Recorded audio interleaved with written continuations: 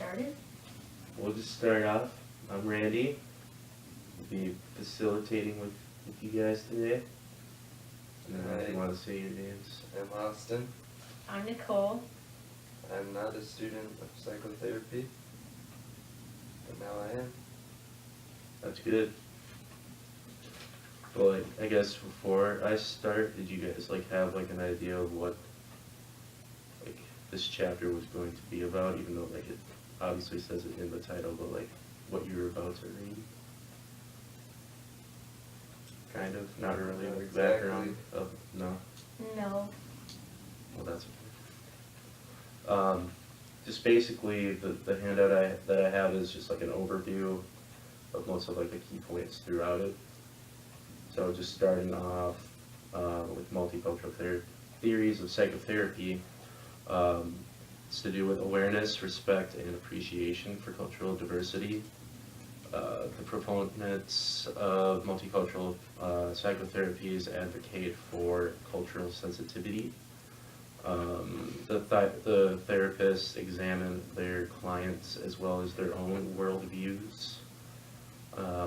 And for worldview, just a definition is a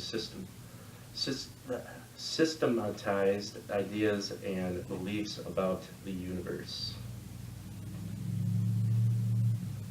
Therapists take into consideration power differences. That has to do with ethnicity, race, gender, social class, sexual orientation, age, religion, national origin, ability, disability, language, place of residence, ideology, and membership in other marginalized groups. I had put in there, they didn't really go into the line that they had, but unity through diversity, which is basically a brief definition, is to be harmony between different cultures and whatnot. To embrace change, therapists to promote empowerment and social justice and affirm strengths. I think I totally just went over there. But going through the basic concepts, worldviews, it's classified to how individuals define themselves and how they relate to others. They also had three different distinct kind of ideas, or the way we go about culture through collectivist, denominated individualistic and individualistic. Collectivistic is culture where individuals identify and they're associated with their relationships to others. Denominated members who frequently view themselves independently from others. And then individualistic, it said in there, Western societies tend to be identified as individualistic since members define themselves in terms of internal features such as traits, attitudes, abilities, and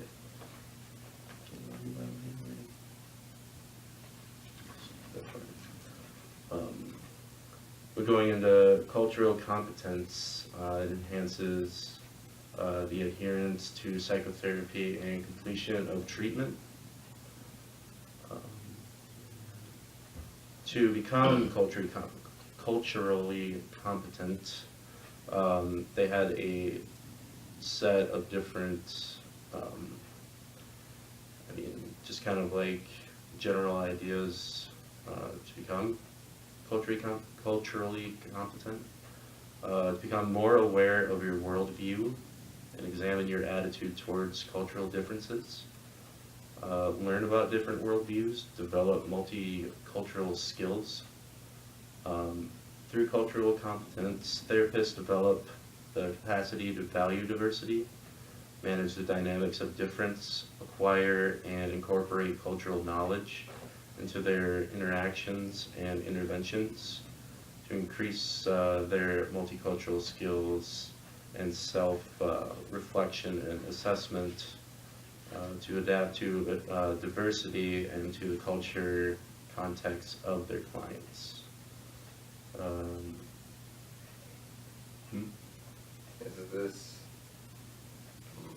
Is becoming more culturally sensitive to their clients just to make the clients feel more comfortable and open about talking about their issues, or does it actually affect the treatments for them? It's just so that they have like a better understanding of their background, where they came from, and to be able to acknowledge those things could make them feel more comfortable in a therapy setting and have sort of like a willingness, like, oh, I can trust this person, or they're being genuine or empathetic, and they really want to know about me before like delving into things, so that way there's like I said, there's like that trust established already, so things are more comfortable and things can go a bit more smoothly instead of like,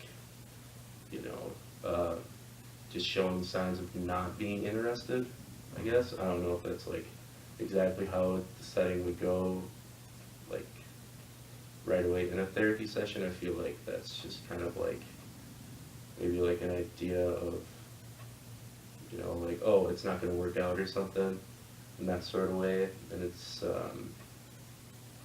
yeah, I don't know. You got like the gist? I kind of lost my train of thought. Well, it's just to basically create a comfortable environment for that person, getting yeah. more personal. Mhm. Yeah.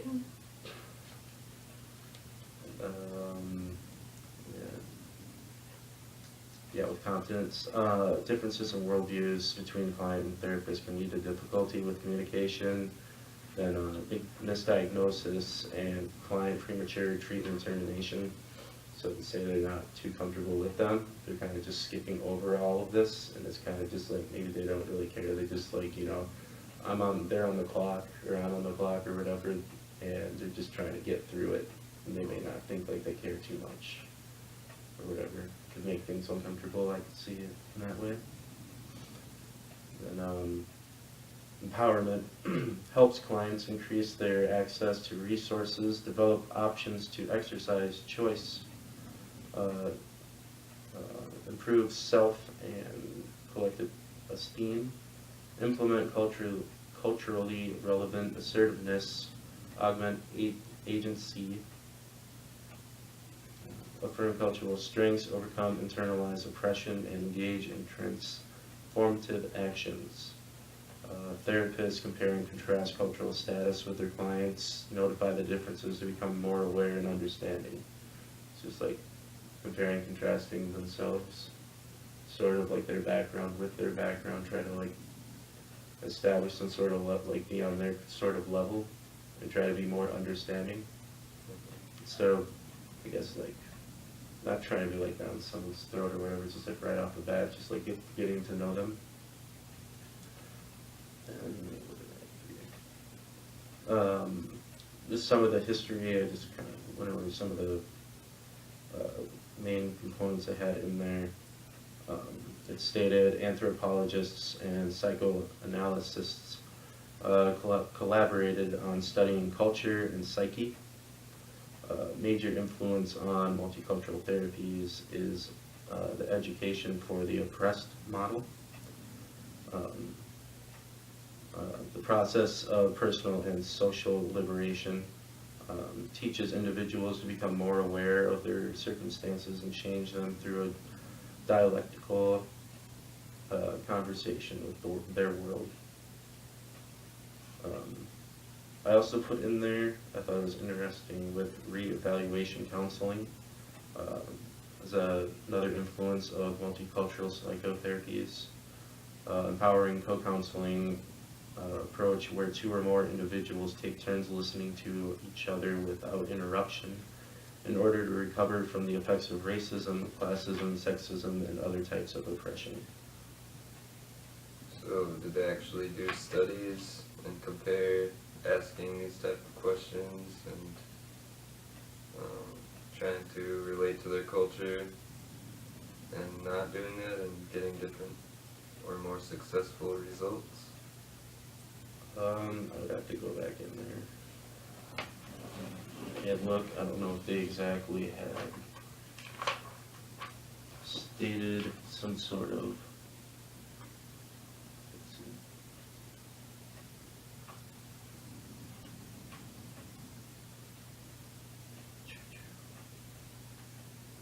I think they just kind of like took it from, it was a reference in there from different resource that they use. So I don't know if they're exactly like they have like some sort of Some scale, book on it or something? or if they have like some actual sort of, let's see.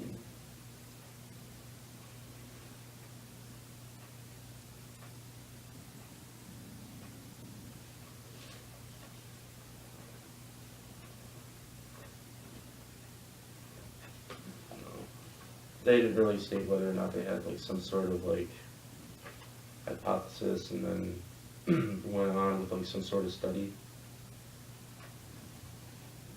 But they do reference a couple authors in there though. I haven't totally looked this up. I haven't done that myself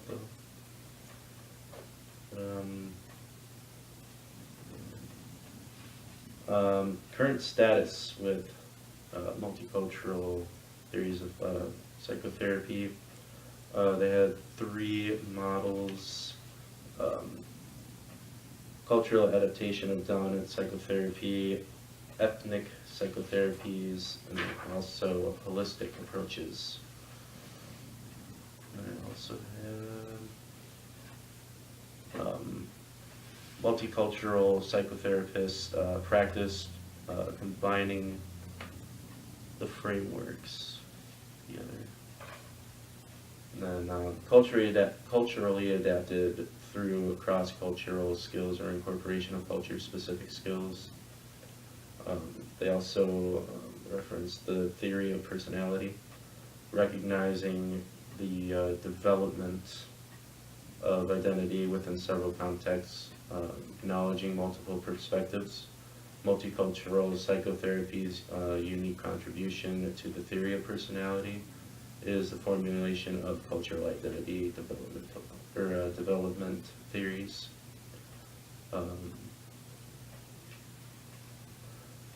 Cultural identity development, viewing the self as an internal representation of culture. Minority identity development, looking off of that, to illuminate people of color's worldviews. Members of racial and ethnic minority groups initially value the dominant group and devalue their own group, then move to value their own group while devaluing the dominant group, and in a final stage, integrate appreciation for both groups. And then there's also stages: conformity, dissonance, resistance, immersion, introspection individuals, and synergistic individuals. It also mentioned a great milestone in people of color's racial identity development is overcoming internalized racism and becoming critically, I always have trouble with that word, consensitized. Unless you know how to say it. I feel like Conscience size. Conscience. Oh man.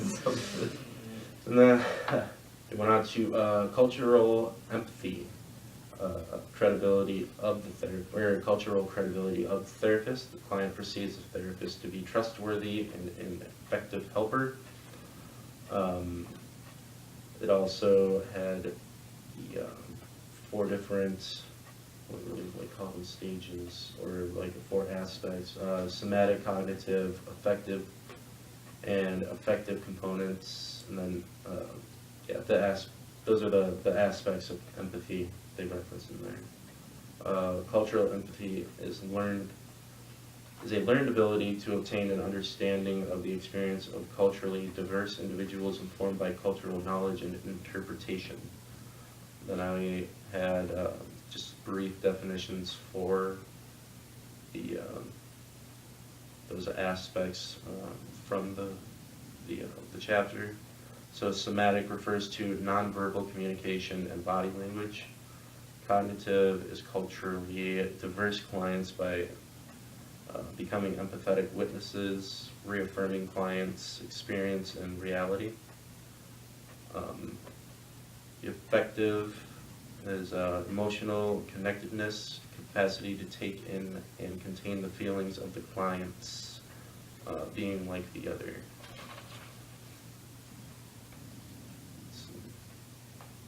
Then going on with applications. Do you think that this chapter is geared towards like a white male as the psychotherapist, talking about being the dominant group? And if so, why do you think that psychotherapy is dominated by this culture? I feel like maybe reading through this, it could be perceived as like therapists being predominantly, they said, more like Caucasian or European American. And like, I guess technically that's probably like the majority of therapists' ethnicity. So, I mean, going about it like that. But otherwise, I mean, there probably is like a slim amount of people, or not even like a slim amount. There's a vast majority of people who are of different ethnicities, and it can go like back and forth between the client and therapist. So it's not like they get to like check off, oh, I want this colored skinned kind of person, or this kind of cultural background or ethnicity and whatnot. Or if they can. Do you think that this chapter would be different, or the steps to becoming culturally empathetic would be different if it was like a black person and having the client be more from the dominant white male culture, I suppose? I think they would have different steps listed, or it would be the same thing? I think they would still go for the same thing, just as like a general idea of, you know, being in the setting and having that general idea of what to do to make that person feel comfortable in that therapy setting. Or like, you know, if they're just like of the same background and everything, they just like connect right away. It's just not like kind of like, oh, this is procedure. I need to do this and this and this, and like ask these questions or something. If it like comes naturally, that'd be pretty awesome as well. To establish like that kind of like, wouldn't like, well, I guess you could like consider it to be like kind of like a friendship, but it's not like you want to get too close with the client as well, because that could link towards like kind of like skewing away from why they're there. Or if you like, you know, just the way they think and feel, like they don't want to like maybe tell them certain things because they know it might upset them, or like vice versa. I feel like I got off track a little bit. Makes sense. But otherwise, yeah, it seems like they like have it predominantly, like it's like mostly like it's like mostly like the therapist could be like Caucasian, and then having to get like a generalized idea of the different cultures, backgrounds, and whatnot with the client that they would be receiving. But it can definitely be both ways, because then it's like, well, what if it's a colored therapist with a person of a different ethnicity? Because then they would probably still want to follow the same guidelines, so that way they can still make the environment comfortable. Mm-hmm. Makes sense. So we're at applications.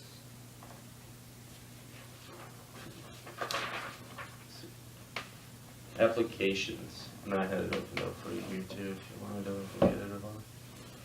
Follow along.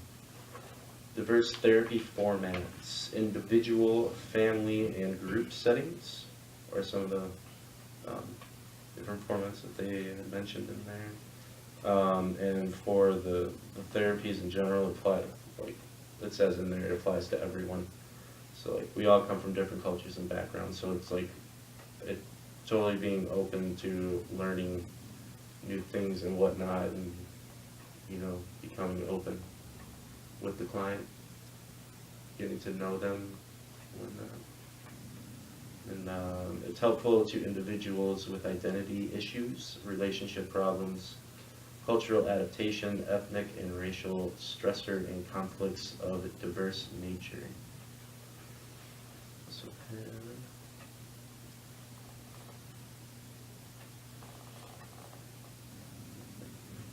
and then on the next page with treatment, they had an explanatory model of distress, elicits clients' perspective of their illness, experience, and healing to unfold clients' treatment and expectations. And then also they had the model in there as well, but I didn't include that in with the handout.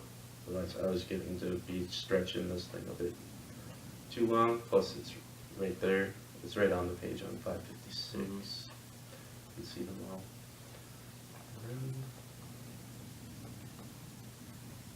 Or actually, I think I wrote them down. I'm just going to read them anyway.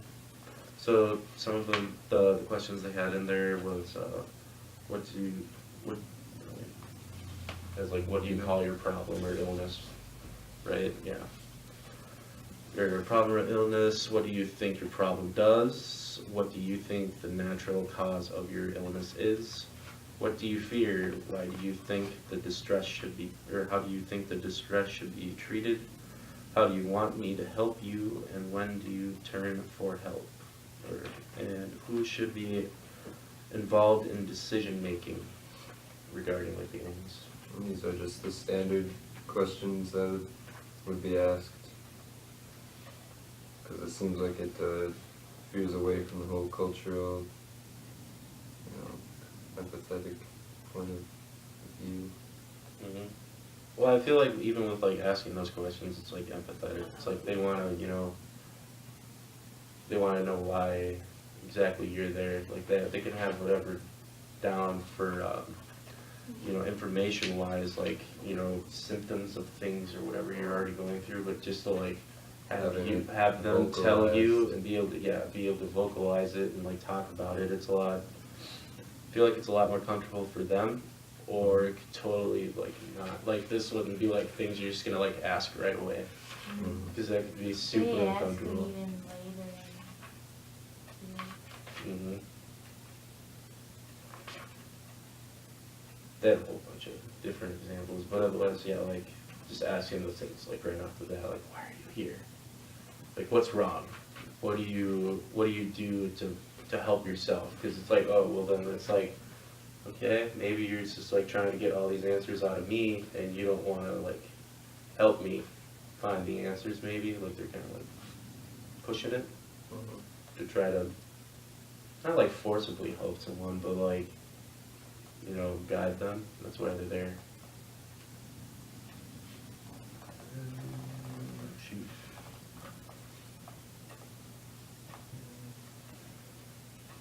Then. Also threw in there the cultural genogram. Therapists use it to enhance their cultural self-awareness and examine similarities and differences with the client. And then I also threw in on the handout, it's in there in the book, I'm sure you read it, but they had a website to be able to fill out your own if you're interested, which I might be. Maybe we'll do it after this. And yeah, they invite clients to use their imaginations as well to summon up family information, and they'll also have clients bring family photos to sessions. And then I also thought it was interesting that they mentioned in there clients can use creativity to draw, paint, sculpt, to prepare like their own images. Is like being an art therapy major and like going through all these different art activities and whatnot that we have done in class, like, I guess you could say it's basically vocalizing through like an image as well. Not to, well, I guess like in that sense, it's like, if there's something that's bugging them, and they don't want to be verbal about it whatsoever, they can still be verbal by having something drawn out, just like the way, like the shapes of lines, or like how jagged they are, or like the direction that they're going, or the different colors that they use and everything. You can kind of just like decipher out, you know, like the different feelings, emotions that they've had with the creative process, which is pretty interesting. But I think that had to do more for like, you know, they just, when they were talking about family photos, bringing those to sessions and everything, and instead they're like illustrating them if they don't have any. Mm-hmm. But still to like be able to examine like the creation and whatnot, to be able to see, you know, like have some sort of interpretation of what they're doing, even though it's not exactly practiced where you just interpret what they have in front of you. Because it's like, oh, you know, they could have drawn like what you think is like a picture of a horse. And then like reality, it's like something else. And that could be like, oh, great, you thought it was a horse or something. And then kind of just get off track in that sort of basis, like with, you know, what they were like leaning towards with what they're creating, or like the meaning of it. So it's like not to interpret and like push what you like think or feel about it. It's like you kind of like, oh, what is this? Can you tell me what it is? Or like, you know, how are you feeling while you were making this? Like, did you like experience flow? It's just like where you just, not to like lose consciousness obviously, but like the experience where it's like everything kind of goes away and you're just in the moment and you like lose track of time. Like with this table, for instance, like we were doing this, we were painting on here, I definitely like experienced that, just like everything on here. I was sitting there, we were painting probably for hours and we just didn't even notice that it flew by. Mm-hmm. Well, I guess we probably noticed it flew by, but it didn't even feel like that long. Yeah, a little off track. But yeah, and then I also mentioned the ethnocultural assessment that's on 559. It's right there. And then it explores diverse stages in the development of cultural identity, such as heritage, saga, niche, self-adjustment, and relationships. And then culturally, component therapists enhance their client's satisfaction with treatment after going through the assessment. So like some of the, what were some of the, they had it noted in on there, or bulleted, right? Above this, It's on that side. Or, gender roles, marriage, occupation, or this one? that guy, yeah. What kinds of treatments work best with which kinds of clients? What is the connection between a psychotherapist's cultural competence and his or her treatment outcomes? What is spirituality's effect on psychotherapy effectiveness? What are the effects of cultural resilience on physical and mental health? How does language influence psychotherapy process? How do creativity and multicultural experiences affect mental health? What are the gender, ethnobiological, and neurohormonal factors that influence clients' responses to psychotropic medications? What are the cultural and ethical contexts of therapists' self-disclosure? That's all the bullets. Just read them out. That's good. Am I supposed to answer them? Hmm? Do you think? No, you don't have to. Well, I mean, if you wanted to answer that, I What guess. kinds But of treatments work best for which? I think it's just like a general understanding thing. That's cool, you read them out. That's fine. But it's just, it's just so, to help, to help with the clients through their therapy session, so that when they have like somewhat of an idea with which kind of route to take, with what sort of therapy to use and whatnot, because you get. I'll have to cut that part of it. Alright. So then, one of the questions that I had was just kind of like a general, just throughout, just if there's times where you've experienced cultural differences, like say like a workplace, school, whatnot, you had to work with like a group of kids, or okay, maybe not kids, maybe I should say adults. Adults or whatnot, where, I mean, there's obviously those differences and it may be hard understanding from either side. And then like kind of like the actions you would have taken or took to better understand them. Like when you're checking people out at Aldi's and they make you put back a bunch of food, and it probably could have something to do with their background. An example that I had, I guess, with me is when I started working at Domino's. Not to, I guess, sound racist, but like this is kind of like the example that came up for me, was over the phone taking calls and orders from people over the phone. Where we deliver to is primarily, you know, I don't want to say ghetto. Low But- income Okay. houses. Duluth Hillside area is pretty ghetto. True. So, I mean, like, getting phone calls and everything, just trying to understand them in general. At first, you know, getting calls and I would have to have things repeated so much, and I would just sit there and be like, what the hell is going on? You know, over the phone. But, I guess, like, just having an understanding of, like, where you're at and where this, you know, where, just kind of the background, like where they came from and whatnot, and this, like, just like the households they were raised in and everything, like this is how people talk. And then later on, And- you kind of pick up on different things they'll say, and makes it easier to understand. Mhm. Later on, you can get more used to helping them make their order. True. My dad has an example. His coworker at work, I don't remember where he was from, but he was foreign, and he said people would always like talk down to him and stuff because English wasn't his first language, so he couldn't speak it well, so people treated him like he was dumb. And he was just told my dad, just because I can't speak well doesn't mean I'm dumb.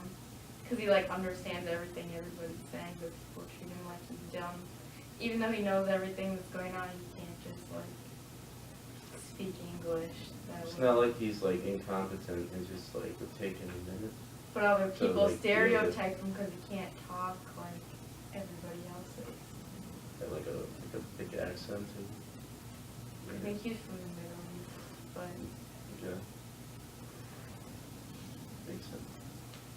And then also, I don't know if you had anything you wanted to ask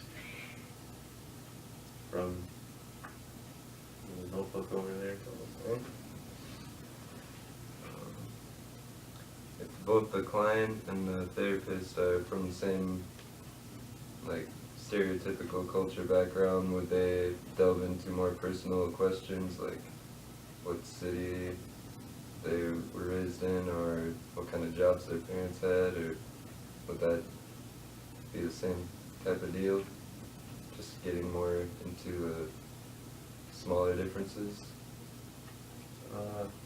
I would say like,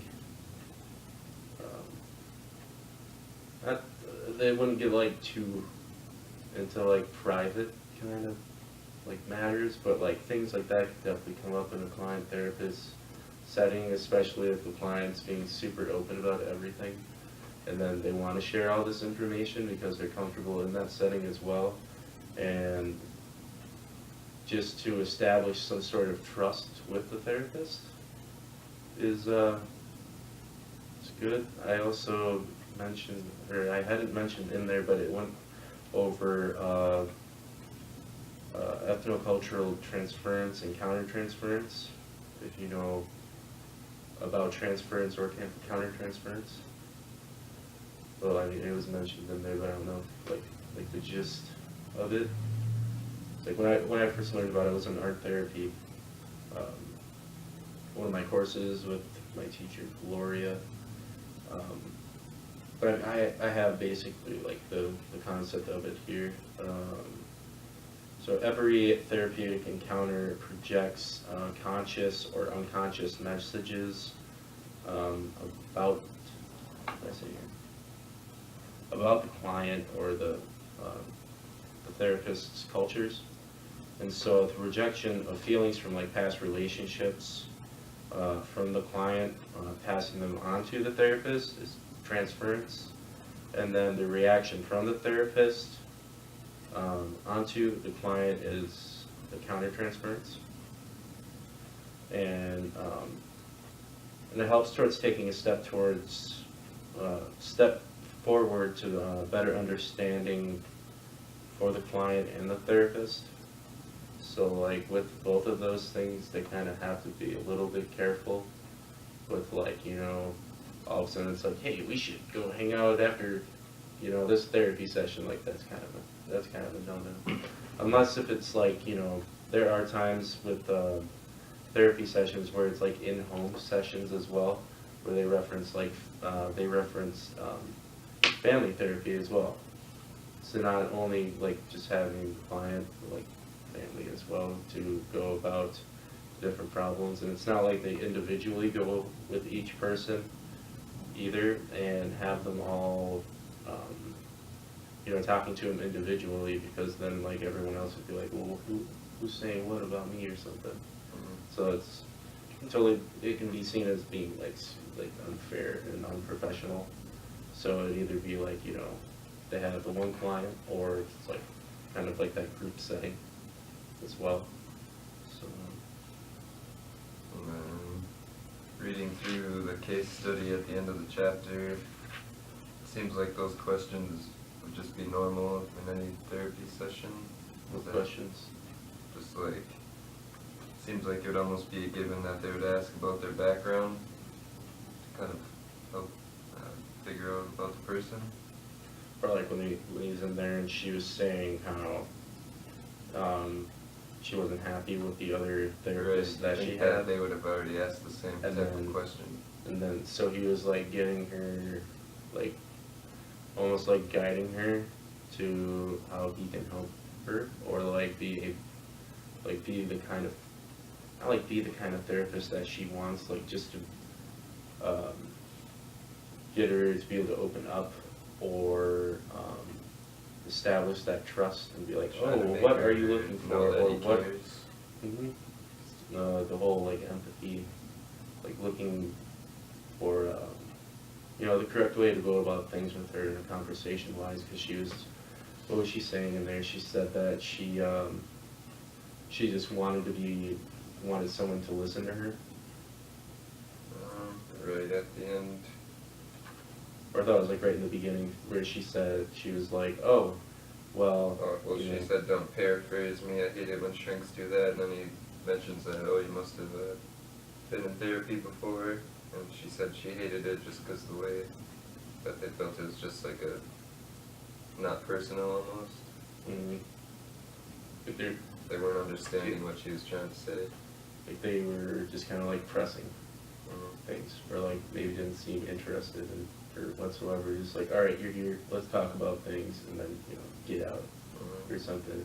And then she didn't like that, and then she was just saying how, you know, she just wanted someone to be able to, or have like some sort of setting where she can just be listened to, not kind of like told what to do, because it seems like that's how she totally just started off. And she's like, oh, what, you're gonna, you know, paraphrase me? And then he just went into the whole kind of like general gist of like, oh, you know, like you must have not had like good therapy sessions before, and what can I do to be able to make sure that you are, you know, getting everything you need out of the sessions that you're having to better your well-being and help get you through things. And then, let me see that.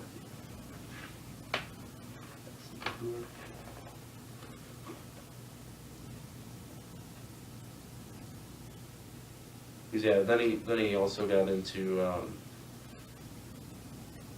where he got on her good side right away, saying, I was never understood. It's like, then help me understand you. It's simple, just listen to me. Look at me. What do you see? And then told sorry, an attractive young woman who needs help and doesn't know why she is here. And then right away, now you're getting somewhere. Anything else? How do you see yourself? What do you mean? Let's start. Where do you come from? Family, ethnic, racial, Called and her cultural an background. attractive young woman. It was it was a female A therapist. female to a female? Hmm. Can you still do that? I pretty sure that you can say that. We've also in class we've read different case examples where there's like a male therapist with a female therapist, and I mean it wasn't directly spoken to them. It was just like an assessment afterwards. Is when just kind of there was like the thought process that they had also jotted down with it, reading through, and then they also mentioned like that the person was attractive and So stuff. that's okay to do? I mean, for that, I don't know about like blatantly saying that, but I mean, They were just thinking If- it? Is what yeah, you're saying? and then They like write down what they were thinking the whole time? well, yeah, because they were coming up with they had just an example of a session, or just like things they just jot down in general. But yeah, I could see where that could be super weird, because just like sitting there, like if you're in a relationship or something, then the therapist's like, you're attractive, and you're an attractive young woman who needs help and doesn't know why she's here. It's like, oh, but that could also Just be like seems like a creepy sentence. I can see that too.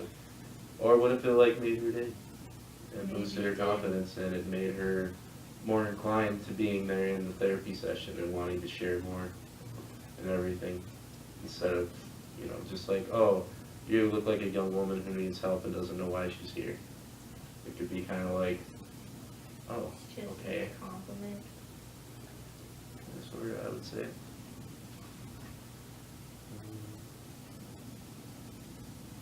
Yeah, we also got into the whole fact that she was mixed race, so like asking her all those questions of her, like the background of her ethnicity, her race, and her cultural background, and they got into it, and with the later explained throughout the assessment, talking about why she was there, that her boyfriend had been killed in a drunk driving incident, and that's what stemmed this whole kind of just combustion of problems for her, like having it every single year where on the day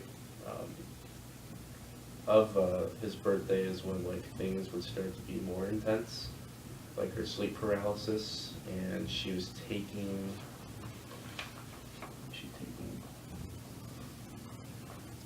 the Tofranil,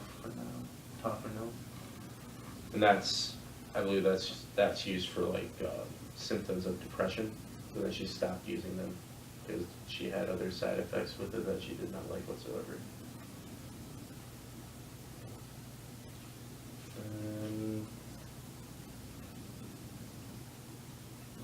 Is there any other thoughts, questions at all from it? Things you want to discuss? Feel like I learned a lot. Straightforward. You learned a lot. You're gonna start taking I a didn't lot hear too. about this before. No. Huh? I don't know. I feel like it would, like most of this, it would just be kind of like straightforward, just getting to know your client. Right. But then like to go through all of this and learn the background. Yeah, knowing why you Of- ask these things. Yeah, exactly, and just like not just, you know, going to a therapy session and like, oh, you should already know these things, you what to ask, or how you should go about things, and it's like, well, you can kind of just take a step back and you can, you know, you can use this kind of kinds of therapies to be able to better establish a relationship with the client, to be able to better their well-being.